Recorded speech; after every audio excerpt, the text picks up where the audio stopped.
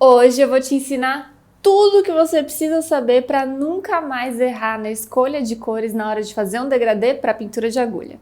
E para isso a gente precisa começar com um pouquinho de teoria das cores. Não tenha preguiça, são só alguns minutinhos e é essencial para você entender e ter autonomia para fazer tudo o que você quiser em matéria de degradês. Então, para isso é importante a gente entender os 3 atributos das cores, que são matiz, valor e saturação. E matiz é a cor em si. A variável do matiz é o que permite a gente chamar uma cor de amarelo, outra de verde, a outra de vermelho. Existem várias escalas que organizam as matizes, mas a minha favorita é o círculo cromático, justamente porque é um círculo. E dá a entender que não importa de onde você comece, você sempre vai voltar para o mesmo lugar. Aqui eu tenho esse círculo cromático que eu fiz com vocês usando a aquarela lá nos stories do clube. Se você não segue o clube no Instagram, você está perdendo. Mas se você quiser ver como a gente fez um círculo cromático usando marker, clica aqui em cima que tem um vídeo sobre isso também no canal. Aqui, por exemplo, se a gente pega esse trecho do círculo cromático, a gente pega esse azul aqui, ó, mais puro, e vai adicionando o magenta até que a gente encontra todos esses tons de violeta. E cada uma fatiazinha dessa da pizza é uma matiz de cor. Só que assim, esse círculo meio que ele é infinito, porque entre o azul e o rosa, a gente pode ter infinitos tons de violeta.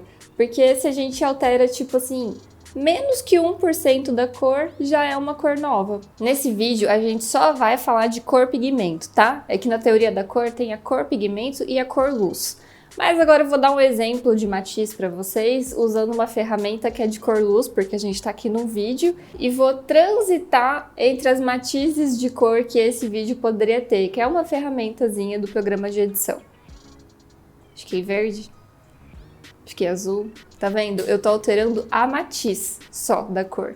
Eu não tô alterando brilho, eu não tô alterando contraste, eu não tô alterando nada, eu tô alterando matiz. A segunda propriedade que a gente precisa conhecer é o valor.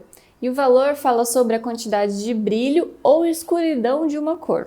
Aqui eu tenho essa escala tonal que eu fiz com vocês também no exercício de aquarela, aqui numa live no YouTube, que vai desde um preto puro até um cinza bem clarinho. Para falar a verdade, aqui tinha um transparente, mas não coube no meu bastidor. Então essa é uma escala de valores que vai do preto, passa por tons de cinza até chegar no branco. Mas a gente tem escala de valores de todas as cores. Vou até colocar algum exemplo aqui para vocês verem. Que é simplesmente isso mesmo, a variação de brilho que tem numa cor. Ela pode ter mais ou menos brilho ou mais ou menos escuridão. Adoro falar isso, que eu acho dramático dizer que uma cor tem escuridão. Aí você pode ser muito espertinha e estar se perguntando assim, se o valor é a quantidade de brilho ou escuridão de uma cor, todas as escalas de valor, as mais completas, vão do preto até o branco, ou o transparente, né, que seria o mais fiel. E sim, é isso mesmo. Se a gente quiser uma tabela super completa que vai da cor mais escura para mais clara, a gente sempre vai começar no preto e terminar num transparente ou num branco, né? Só que aí a diferença para essa tabela que eu tenho aqui, que é de tons de cinza, é que a gente passaria por vários tons de uma outra matiz. Por exemplo, se fosse uma escala de vermelho. Vou brincar aqui com os meus controles de edição de vídeo para mostrar para vocês como seria essa imagem com mais brilho. Tudo branco. E essa imagem com menos brilho. Darkness. Ah, importante, quando a gente diz assim, essa cor tá com valor mais alto, significa que ela tá com mais brilho. Quando a gente diz, essa cor tá com valor baixo, significa que ela tá com menos brilho. E por último, a terceira propriedade da cor que a gente precisa prestar atenção é a saturação. E a saturação, ela tá associada ao quanto um pigmento é puro. Por exemplo, se a gente fosse colocar numa escala, como a gente fez com os 2 exemplos anteriores, a cor iria do seu tom mais puro, mais assim, vivo, até um tom de cinza. E é isso que é a saturação. Por exemplo, lembra do Orkut? Lá tinha uma comunidade que dizia assim, eu só gosto de cores sujas. Geralmente as cores que a gente acha que são sujinhas são as cores dessaturadas, ou seja, as cores com menos saturação. Vamos fazer aquela nossa brincadeira do vídeo? Estou aqui, ó, no meu tom certo. Agora eu vou aumentar muito a saturação. Meu Deus, virei um alien. Agora eu vou diminuir a saturação. Chegamos no preto e branco. Bom, na teoria é uma coisa, mas na prática é outra, né? E como isso aqui é um canal de bordado, vamos falar sobre isso agora usando meadas como exemplo. Então vamos começar com a opção de degradê, que é a favorita entre as bordadeiras, é o que eu mais vejo bordadeira fazendo. E eu sei que você sabe qual degradê é esse. Pare este vídeo agora e comente aqui embaixo qual tipo de degradê você acha que é e depois volta aqui. 3, 2, 1, valendo! É o degradê do claro para o escuro ou do escuro para o claro. E tem alguma coisa errada com esse degradê? Não. Ele é ótimo, é um degradê super útil. A única coisa é que ele não é o único tipo de degradê que a gente pode usar. Estou aqui com a minha tabelinha de valores para a gente lembrar que estamos falando de degradês que falam sobre valores. Por exemplo, esse verde tem um valor mais baixo do que esse, mas são quase que o mesmo tom de verde. Então aqui a gente está variando a quantidade de brilho que tem em cada uma dessas meadas. Mesma coisa nesse outro degradê, que é a mesma cor, só que a gente vai colocando mais brilho em cada meada para conseguir uma gradação de cores. E uma coisa que serve para qualquer degradê que você for fazer. Quanto mais meadas você encontrar entre uma cor e outra, por exemplo, se eu tivesse mais um tom de verde aqui para fazer a transição entre esses dois, mais um para fazer entre esses dois e outro para colocar bem aqui no meio, ficaria ainda mais sutil. Inclusive, na comparação, esse degradê aqui de rosa comparado com esse de verde já ficaria um pouco mais marcado, porque aqui a gente tem 3 meadas e aqui a gente tem 4. Lembrando que esse degradê do claro para o escuro ou do escuro para o claro é possível fazer com todas as cores. Geralmente a gente usa a escala de cinza para exemplificar, mas qualquer cor caberia aqui. Só que aí você poderia me dizer assim, Vanessa, beleza, muito bonito o seu degradê do verde escuro para o verde claro, mas eu não quero variar o brilho, eu quero ir de um verde até um amarelo ou até um laranja, porque de repente eu quero bordar uma folha que está ficando seca e eu preciso que ela comece num tom de verde vivo e termine num tom de folha seca, tipo um amarelo ou alaranjado. E é aí que entra a minha ferramenta favorita, que é o círculo cromático. Então aqui eu tenho o meu círculo cromático, esse aqui eu fiz com aquarela, mas você também poderia fazer com linha de bordado ou até mesmo pegar um no Google, tem várias imagens em alta resolução que você pode imprimir e usar em casa. Então vamos lá, você me disse que quer bordar uma folha que está ficando seca. Então a gente vai começar num tom de verde vivo e vai terminar num tom de folha seca, por exemplo, esse aqui. Com o círculo cromático fica muito óbvio por quais tons a gente precisa passar para chegar no tom que a gente quer. Por exemplo, nesse caso eu sairia desse tom de verde aqui, que é um verde médio, passaria por esse verde bem cítrico, o meu amarelo puro, até chegar num tomzinho de laranja meio ocre. Olha só que transição suave que a gente consegue. Como eu venho do mundo da tinta, geralmente quando a gente quer ir de um verde até um tom de amarelo, a gente simplesmente mistura os dois tons que a gente quer chegar. Mas como nas meadas a gente precisa ter uma de cada cor, é muito importante que a gente saiba por onde uma cor passa até ela chegar na cor final que a gente deseja. E isso vale para qualquer transição que você quiser fazer. Por exemplo, se eu quiser sair desse tom de verde e chegar no tom de vermelho, eu posso percorrer esse caminho passando por violetas e magentas, ou eu posso percorrer este caminho passando por outros verdes alaranjados até chegar no vermelho. Então vamos de novo, vamos supor que eu quero fazer uma pétala que ela começa vermelhinha, passa por todos esses tons de magenta, violeta, um roxo mais azulado e termina no azul, que eu quero fazer o azul bem próximo do miolo. Então vamos escolher meadas para acompanhar.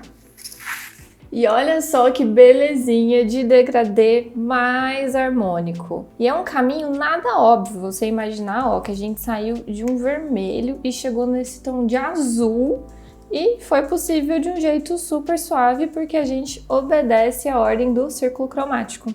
E aí você pode estar se perguntando, mas Vanessa, se eu quiser sair do vermelho, dar uma volta completa e chegar no vermelho de novo, é possível? Sim, minha cara gafanhotinha. Deixa eu mostrar pra você. Chiquérrimo! Muito lindo, né? Esse arco-íris usando só os tons fortes. E veja, esse vermelho, ele encaixa aqui, tanto quanto aqui.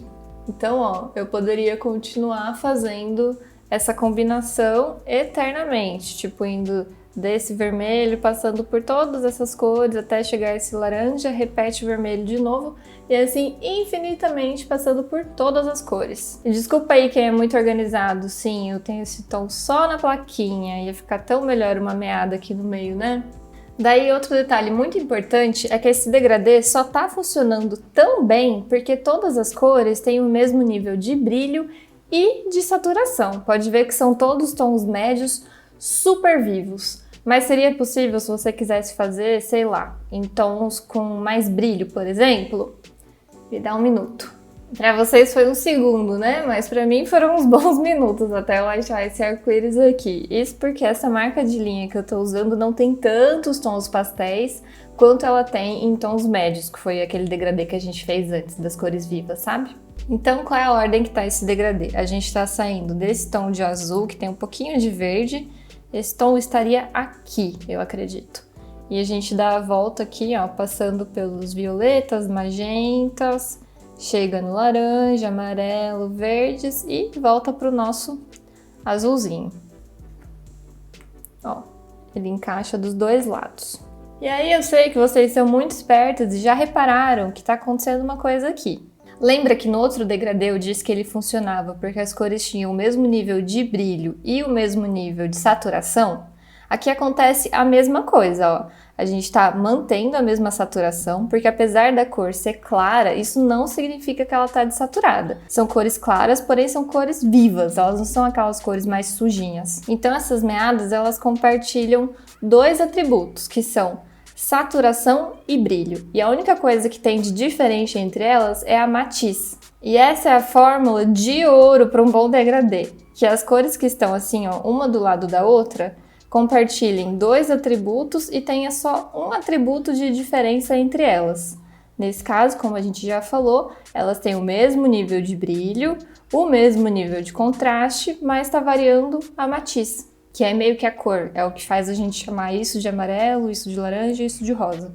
Então agora eu vou mostrar um degradê como esse, só que feito com cores de baixa saturação. Ficou assim o nosso degradê de baixa saturação, lembrando que elas têm dois atributos em comum e um atributo diferente. Elas têm o mesmo nível de saturação, o mesmo nível de brilho e a gente está mudando a matiz de uma meada para outra para conseguir esse efeito de degradê. Aqui mais uma vez eu não tinha assim muitas linhas de cores de baixa saturação, porque essa marca aqui que eu uso mais realmente tem menos tons assim. Ela é mais rica em tons mais vivos, mais acesos. O que pra mim é uma infelicidade, porque essas são as minhas cores favoritas. E aí, ó, vamos lembrar daquele nosso primeiro exemplo da folha seca. Se a gente estivesse fazendo aquela mesma folha, a gente poderia usar, ó, esses tons aqui para fazer um degradê de baixa saturação, que eu pessoalmente acho chiquérrimo. E vamos finalizar com o último tipo de degradê que eu particularmente amo e que é o mais difícil de encontrar em linha de meada, que é o degradê de saturação, que é, ó, quando a gente vai adicionando um cinza 50% na cor até que ela chegue realmente num tom de cinza puro. Acho que aqui tá bem óbvio, né, que poderia ter uma cor entre essas duas e outra entre essas duas para ficar um degradê mais suave. Usando essas vai ficar um degradê até bem marcado, mas foi realmente o único exemplo que eu achei para vocês. Acho que eu vou até botar aqui do lado, ó, uma tabela com outros exemplos de cores nessa escala de saturação. E lembrando que para um degradê funcionar, as meadas vizinhas precisam compartilhar dois atributos de 3. Aqui elas compartilham o brilho e também a matiz. O que está mudando é a saturação da cor. Inclusive, olhando daqui, eu tô achando que essa cinza é um pouco mais clara que essas outras duas. Tem um jeito de descobrir se isso está acontecendo ou não, que é deixar a imagem em preto e branco, que aí no preto e branco a gente consegue ver apenas o nível de brilho sem interferência da cor. E aí, eu acertei, essa aqui tá mais brilhante. Mas quando você estiver bordando, não precisa ficar tirando foto, colocar em preto e branco, fazer tudo isso. A gente vai mais pelo feeling mesmo. E aí você pode achar que eu compliquei a sua vida e que para você fazer um bom degradê, um degradê suave, você vai ter que ter sempre todas as cores seguindo o mesmo atributo. Nesse caso aqui, que está indo do mais claro para um pouquinho mais escuro, você teria que ter um tom mais escuro ainda para continuar o degradê. E essa não é a nossa única opção. Vamos tirar essa aqui então e vamos pensar numa outra opção para a gente colocar aqui, ó. Poderia ser essa cor, que compartilha a mesma matiz, o mesmo nível de brilho, mas é menos saturada. E por que isso? Porque são só as vizinhas que precisam compartilhar dois atributos. Essas aqui compartilham dois e essas aqui compartilham dois. Vamos fazer mais uma alteração aqui, então vamos colocar mais uma cor. Poderia ser essa, ó. Que ela compartilha o mesmo nível de saturação, a mesma matiz, mas é um valor um pouco abaixo. Abaixo dessa e não dessa, porque ela tem que conversar apenas com a vizinha. E olha que degradê super sofisticado e nada óbvio que a gente consegue fazer. Peguei um pedaço daquele nosso degradê de arco-íris usando cores pastéis. E vamos supor que eu queira partir daqui, só com esse tom de verde bem amarelado e esse amarelo cítrico. Vamos pensar em mais opções que a gente poderia colocar aqui, que não aquele verdinho que estava aqui no começo, que é um verde que segue os mesmos atributos dessas duas, só que com um pouquinho mais de azul. Então, nesse caso aqui, eu adicionei um verde que tem a mesma matiz do vizinho dele, a mesma saturação, só que um pouco menos de brilho. Vamos pensar num outro tom que a gente podia colocar aqui? Uma boa opção seria esse verde aqui, que compartilha o mesmo nível de brilho, a mesma matiz, só que ele é menos saturado que o anterior. E temos aqui mais um degradê nada óbvio e muito bonito. Então, só mais um exemplo para garantir que fixou o conhecimento. Não quero fazer esse degradê que vai do mais brilhante para o menos brilhante. Vou tirar essa cor, vou colocar o quê? Uma que tem menos contraste. Na próxima eu vou colocar uma que tenha menos brilho que a anterior. E agora uma que tenha um pouco mais contraste que a anterior. Agora essa aqui que tem menos brilho. Essa aqui começa a mudar a matiz, mas permanece com o mesmo contraste e mesmo brilho. Seguimos, mais um de matiz diferente. E digo mais, dá pra terminar, ó, em verde. Dá pra terminar até no verde claro. Olha só. Tá, talvez esteja faltando um tom de verde entre essas duas, mas é que eu realmente não tenho. Então é isso, mais um degradê absolutamente nada óbvio. A gente saiu, ó, de duas cores claras, passou por cores escuras, menos saturadas, usamos tudo que tinha direito. E como fica bonito e suave, né? Muito bem feito. Eu amo muito essas cores, inclusive queria que a minha sala fosse decorada só nessa paleta. A nossa grande questão na hora de bordar com pintura de agulha fazendo degradês é porque as cores são infinitas. Como a gente falou lá no começo do vídeo, a escala de matiz, infinita. A escala de brilho e sombra, infinita. A escala de saturação, infinita. Existem muitos subtons entre um tom e outro. E é claro que o fabricante de linha não vai ter todas as cores, porque eu acho que é realmente impossível. Mesmo que se ele quisesse, seria muito difícil, realmente, porque é infinito. E mesmo que existissem linhas realmente de todas as cores, todas as tonalidades, cada tom, sobretom, subtom, a gente não ia ter todas em casa, né? A gente tem algumas linhas em casa, às vezes a gente vai fazer um projeto novo, a gente compra outras linhas, mas a gente não tem esse número doido de linhas disponíveis para fazer qualquer bordado. Então é muito legal você ter esses conceitos em mente, porque aí você não precisa ficar presa a um tipo de degradê. Você pode usar as cores que você tem para chegar nos resultados que você quer, sem ter que comprar tanta linha nova. Você consegue fazer suas cores conversarem entre elas. Ah, uma coisa importantíssima de dizer é que assim, quanto mais cores você coloca no seu degradê, mais fluida a transição de cores vai ficar. Porém, isso depende muito do espaço que você tem para bordar. Porque se você tem para bordar uma coisa muito pequenininha, não vai caber colocar um monte de cor dentro daquela forma pequenininha. Por exemplo, se você vai bordar uma folhinha desse tamanho, você não vai pôr 6 tons de verde aqui dentro. Você vai conseguir no máximo colocar, sei lá, uns 3. E inclusive, nesse vídeo aqui eu estou te ensinando toda a teoria para você fazer um degradê perfeito. Mas Talvez você não queira fazer um degradê perfeito. Talvez você queira realmente colocar uma cor ali no meio que vai gritar. Uma cor que vai trazer um drama, um conflito, uma coisa assim nova, diferente. Você não precisa sempre procurar a suavidade. É uma escolha sua. Eu tô te ensinando a fazer do jeito perfeito, caso você queira. Se você não quiser, acho ótimo, acho excelente. Todos os caminhos são possíveis, quem manda é você. Então agora que você já aprendeu a escolher as cores para fazer um degradê perfeito, tá na hora de bordar, né? E aqui entra um segundo passo, que é, beleza, eu tenho as cores certas, mas como que eu vou bordar para conseguir essa transição de cor muito boa? Então comenta aqui embaixo se você quer um vídeo da gente explicando como fazer degradê na pintura de agulha com transições bem suaves.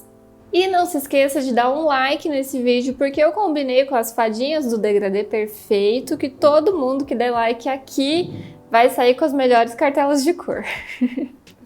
Beijo, gente. Até semana que vem.